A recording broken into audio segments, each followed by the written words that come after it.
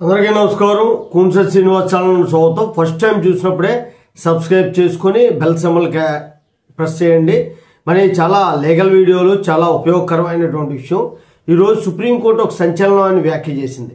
ఎన్నాళ్ళు ఇంకా ఈ ఉచితాలు ఇస్తారు అని చెప్పేసి ఒక ఆయన వేసిన పిటిషన్పై విచారణ జరుపుతూ కేంద్రానికి నోటీస్ ఇస్తే 2013 జాతీయ ఆహార భద్రతా చట్టం ప్రకారం 81 కోట్ల మందికి ఉచిత రేషన్ని అందిస్తున్నామని కేంద్రం తెలియజేసిన దానిపై జస్టిస్ సూర్యకాంతం, జస్టిస్ మన్మోహన్తో కూడినటువంటి ధర్మాసనం ఏం చెప్పిందంటే, ఒక్క పన్ను చెల్లింపుదారులు తప్ప మిగతా వాళ్ళందరికీ ఉచితాలు ఇవ్వడం అనేటువంటిది సబబు కాదు.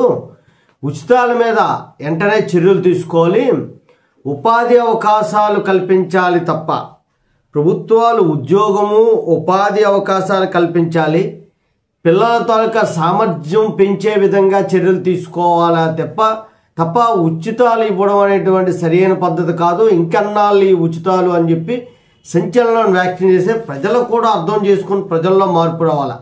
ప్రజలు ఎప్పుడైతే చేయి చాపి అడుక్కునే బుద్ధితో ఉంటారో ఈ దేశం పరిస్థితి ఎప్పుడు మారదో.